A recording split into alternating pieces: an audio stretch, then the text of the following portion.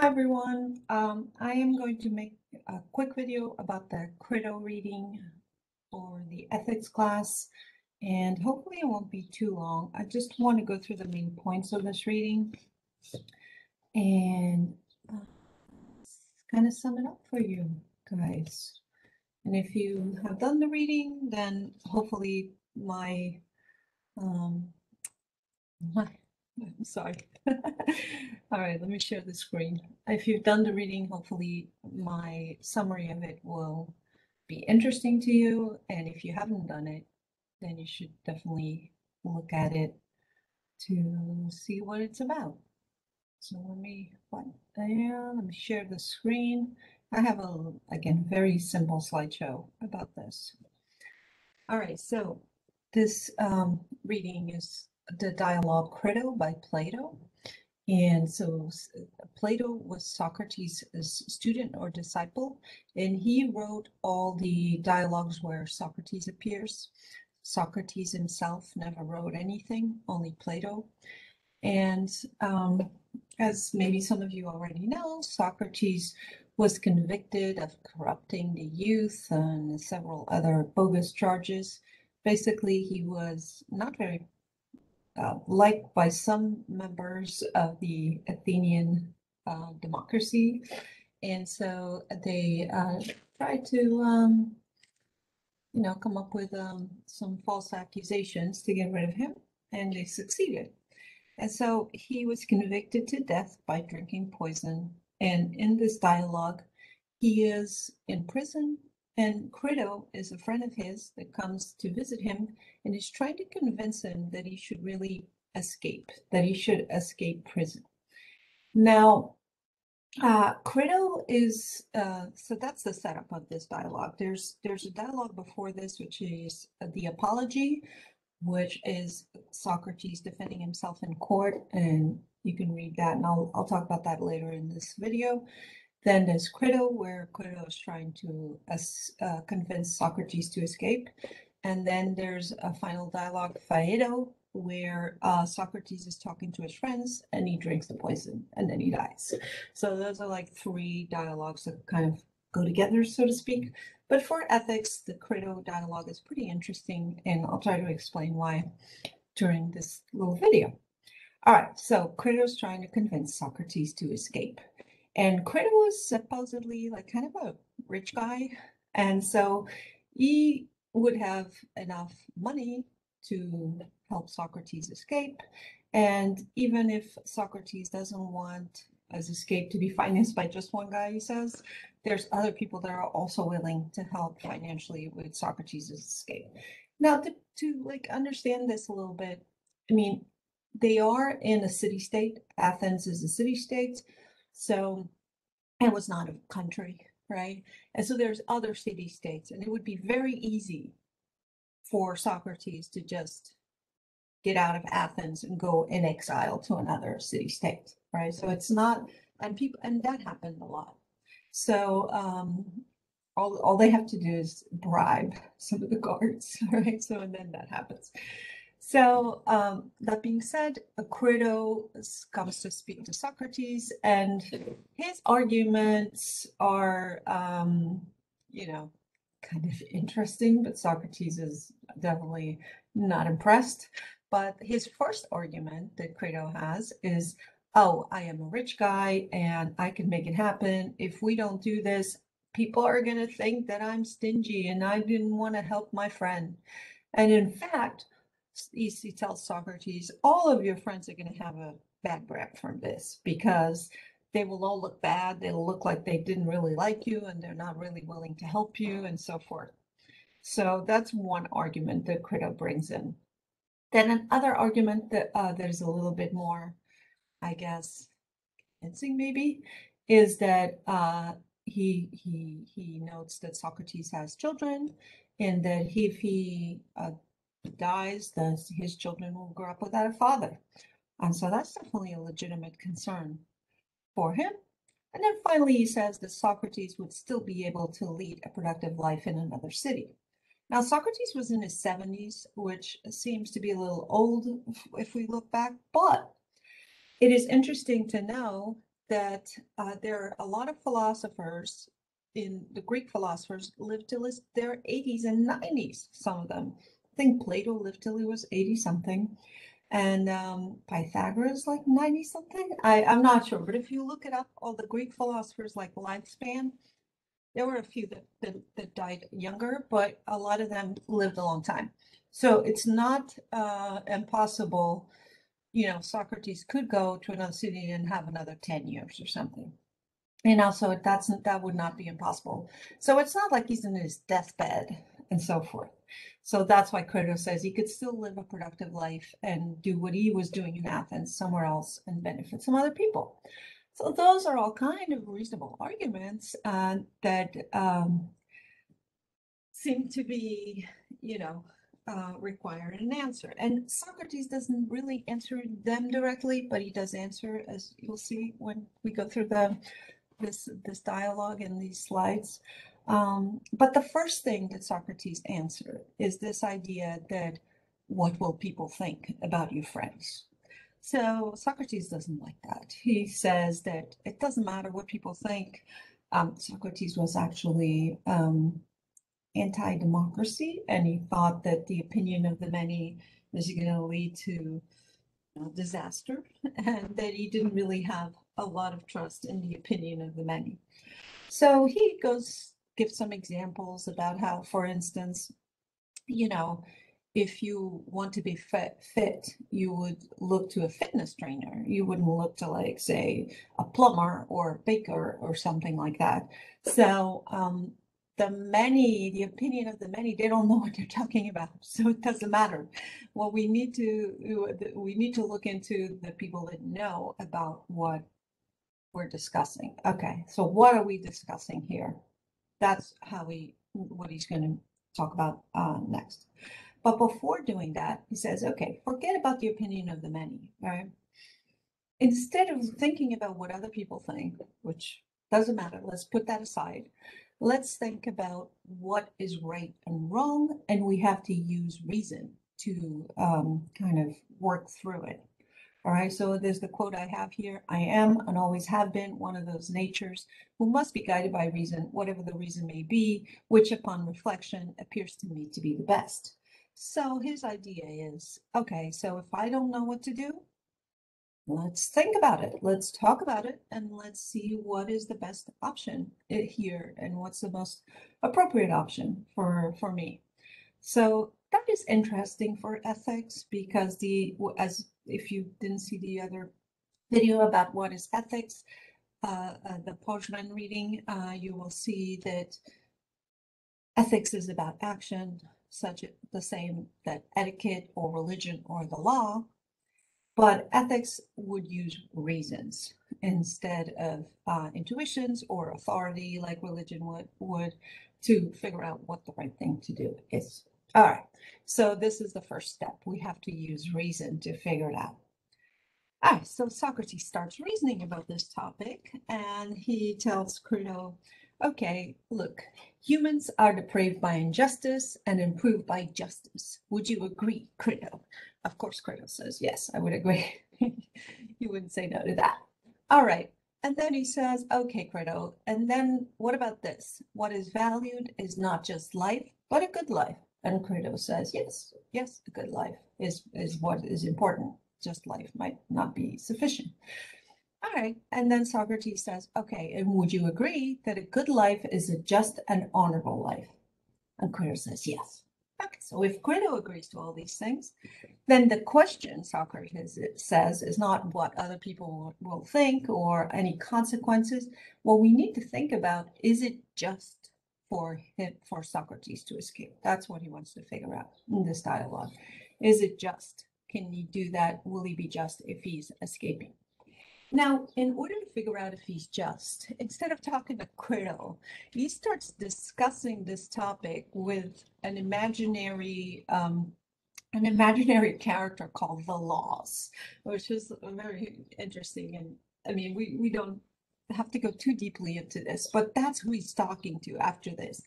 So he's like, okay, so would it be just for me to break the laws? And what would the laws say about me breaking the laws. So that's the next part of the reading. And the laws make this argument. So the laws say that they're the ones who sustain the city. They're kind of like a parent taking care of its kids. So the city citizens are like the children of the laws, so to speak. And then the laws tell Socrates, look, you live in the city by choice. You had many opportunities to leave the city once you grew up. Like, okay, the laws were helped your fathers raise you in the city, and once you were an adult, you could leave. Like, and this is the love it or leave it argument. I mean, you've heard that in the U.S. In the U.S., it's kind of disingenuous because it's so big and people can't really leave. But in a city state, yeah, maybe you could leave, it's just another city. You just go to the city next to you if you don't like it. But would this mean that you can't argue against the laws of your city if you don't agree with them or you don't think they're just? The laws say no. The laws say Socrates did not convince the laws that they were wrong. So in a democracy, Socrates could have gone into public life and complained about the laws, but he didn't. So this is kind of an important thing. I'll read a quote that I wrote down here in my notebook. Okay, he neither obeys them, so Socrates neither obeys the laws, nor convinces us that our commands are unjust. And we do not rudely impose them, but give them the alternative of obeying or convincing us. That means that since Athens was a democracy, he had the alternative: you obey the Athenian law or you try to convince the Athenian laws that they're wrong. All right, so you try to, like with public life, you would try to change the laws, and you didn't do that. So that's what the laws are telling him. And it's true that Socrates never wanted to get involved in politics and so forth. So he talked to a lot of people, but he didn't really get involved in politics. So basically the laws are saying, well, if you thought that we were bad, you should have spoken up all your life that you've been here up to 74. You didn't say anything. And now that you're in prison, so now that you're in a tight spot, you just want to leave. The laws say this is like if you're fighting for your country and you're in battle and then suddenly your side is losing, you're just going to desert. That's not good, the laws say. You can't do that. You should have spoken up against the laws before if you didn't think they were good. So therefore, if you didn't do that, we have to assume that you did think they were good, or regardless, you kind of gave up your opportunity to speak against the laws. And now it would be disingenuous to just escape and not follow the laws. All right. Then the laws also kind of answer Crito's initial arguments very vaguely, but it is all there. Just this is so smart. But by the way, Plato's like a genius writer. So this is really interesting the way this is written and how everything just sort of connects and all that.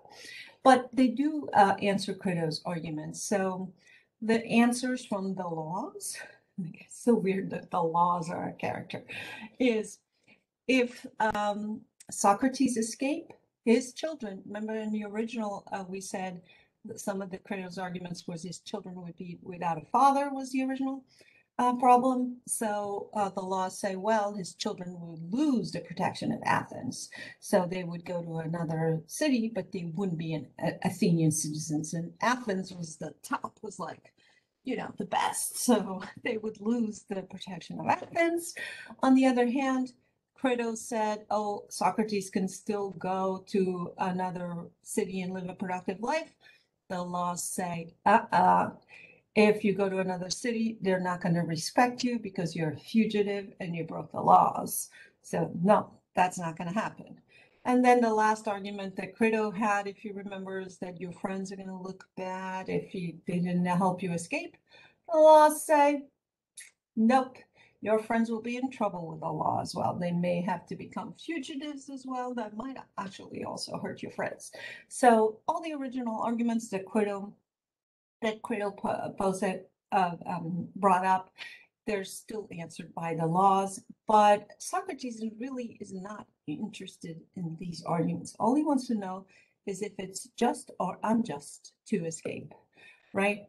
So his conclusion from all the things I've been mentioning is that it would be an injustice to break the laws, at least because he didn't speak up against them, and now that he's in a bad spot, he can't just break the laws now, and the laws kind of like sustained him his whole life and so forth, and so it would be an injustice to break the laws. And if he doesn't escape, he does not commit an injustice. He was a victim of an injustice, but the laws say not of the laws, but of man. So basically, his accusers and the jury made a mistake, not the laws. So the laws would still be considered good. It's the jury and the people that accused him that were bad and committed an injustice. So Socrates is not committing an injustice, and the people that accuse him were committing an injustice, and so it's better because he doesn't commit any injustice.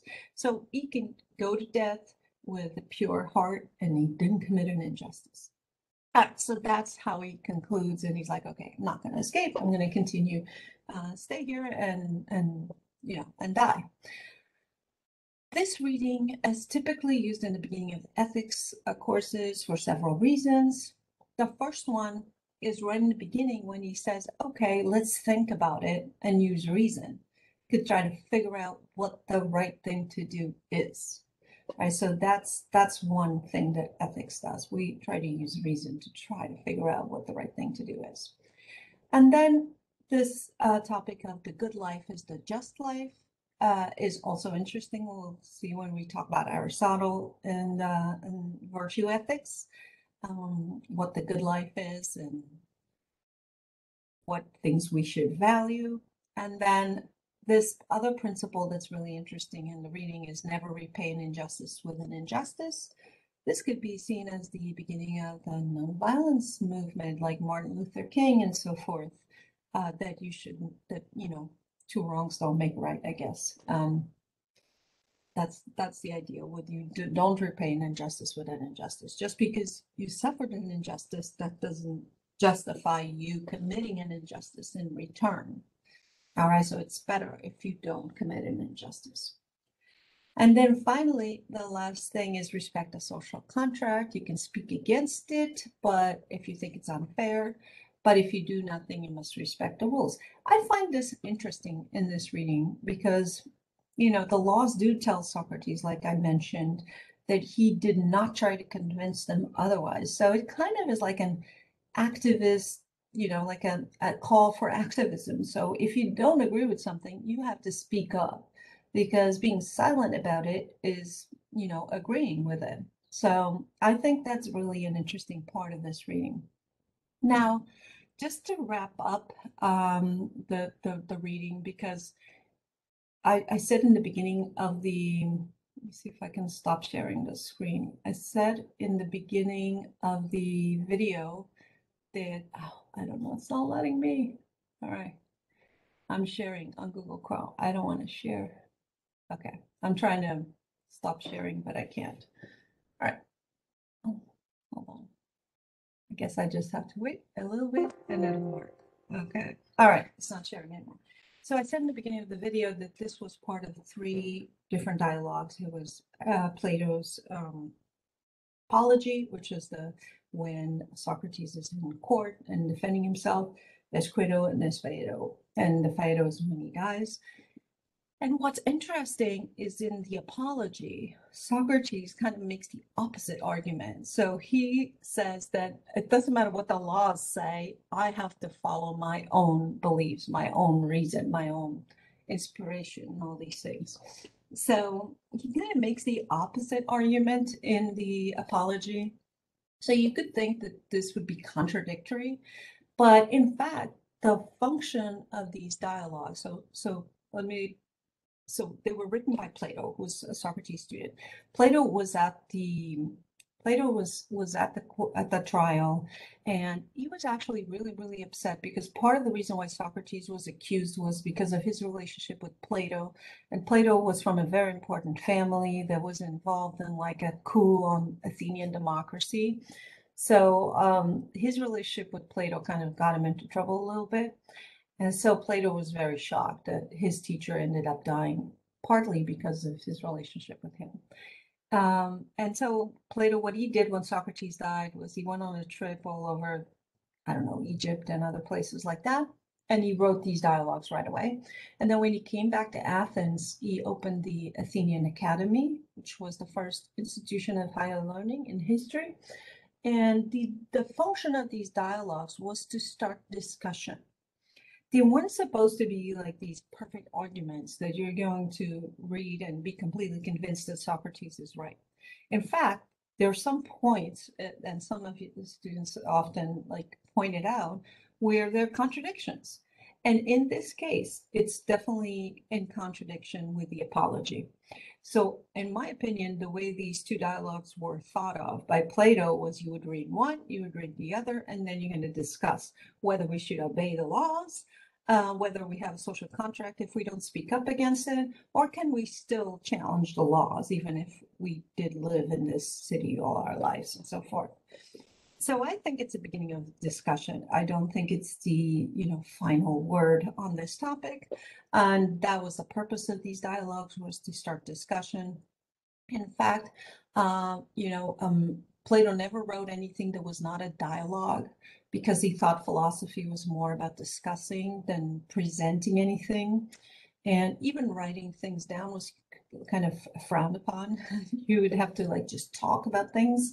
So as a solution, he did the dialogues where different positions are being presented, and different dialogues actually present different positions. So people would read that, start that discussion with it, and that's why they're so cool. And we're still reading them, and they're so fun to read. All right, I hope that was helpful. Again, I think I went too long, but I hope that was helpful for you if you read it, and if you didn't read it, now you know what it's about. All right, bye.